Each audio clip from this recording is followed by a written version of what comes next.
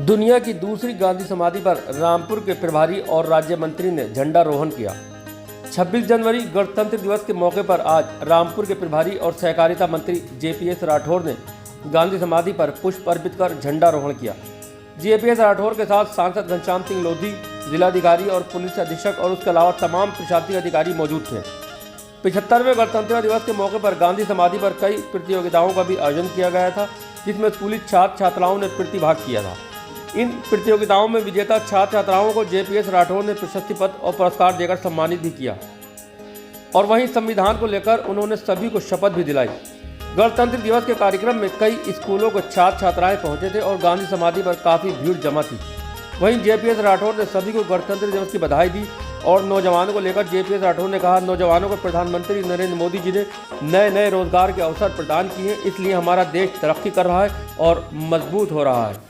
सर्वप्रथम तो मैं आप सभी को बहुत शुभकामनाएं देता हूँ इस अवसर पर। और बहुत आप सब लोग जानते हैं कि बहुत हर्ष और उल्लास के साथ में पूरे देश में आज रिपब्लिक डे का कार्यक्रम मनाया जा रहा है।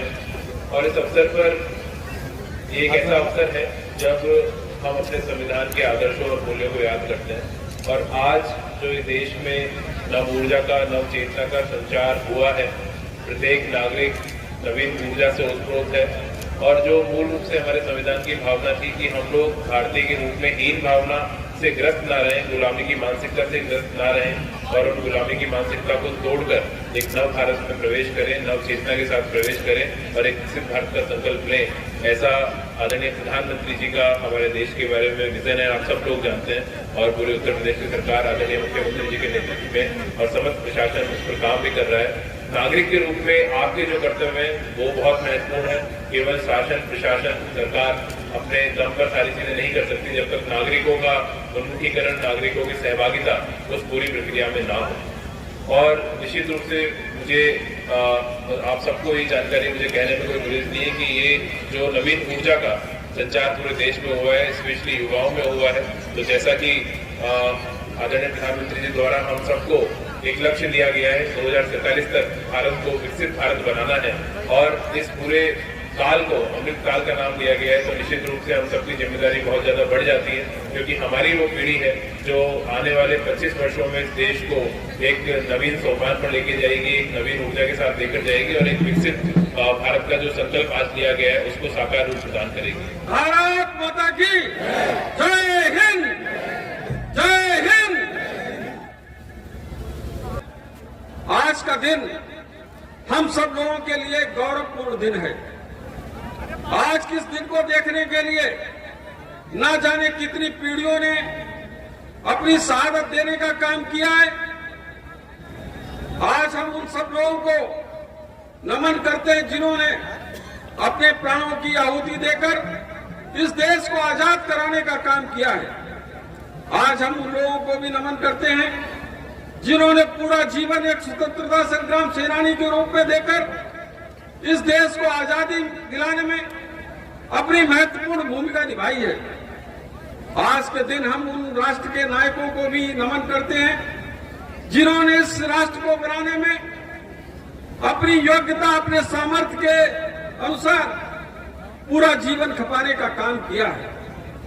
जिन किसानों ने, नौजवानों ने, जिन बुद्धिजीवियों ने, वैज्ञानिकों ने इस देश को सजाने संवारने में अपना अमूल्य योगदान दिया है, आज हम उनको सबको नमन करते हैं। राष्ट्रपिता महात्मा गांधी जी की समाधि पर राष्ट्रपिता को नमन करते हुए मैं कहना चाहता हूं कि राष्ट्रपिता जी ने जिस तरीके से एक लाइन दिखाई, जिस तरीके से मार्गदर्शन किया इस देश के लोगों को, वही एक असली पत्ता जिसके आधार पर हम आजादी ले सकते थे। दे दी हमें आजादी बिना खड़क बिना ढाल, साबरमती के संत तूने कर दिया कमाल। ऐसे साबरमती के संत को नमन करते हुए हम उन शहीदों को जो उनका बलिदान है उनको याद करते हुए आज जिस तरीके से देश का विकास हो रहा है, हमारे राष्ट्र नायक देश के प्रधानमंत्री माननीय नरेंद्र मोदी जी जिस तरीके से विकसित भारत के संकल्प को लेकर सभी विद्यार्थियों को, नौजवानों को, किसानों को और भारत के एक एक नागरिकों को प्रेरणा देने का काम कर रहे हैं, आगे बढ़ने के लिए प्रेरित कर रहे हैं। नई नई योजनाओं के माध्यम से देश में विकास के नए आयाम खोलने का काम कर रहे हैं। आज एक एक युवा सपने देख रहा है और वो सपना है भारत को परम वैभव तक पहुंचाने का। पूर्व राष्ट्रपति एपीजे अब्दुल कलाम जी कहते थे, सपने वो नहीं जिनको हम नींद में देखते हैं, सपने वो हैं जिनको हम खुली आंखों से देखते हैं, सपने वो हैं जो हमको चैन से सोने नहीं देते। आज हमारे नौजवान ऐसे सपने देख रहे हैं जो उनको चैन से सोने नहीं दे रहे हैं। माननीय प्रधानमंत्री नरेंद्र मोदी जी लगातार ऐसे नौजवानों को प्रेरणा देकर उनके सपनों को सजाने के लिए प्रयत्नशील हैं।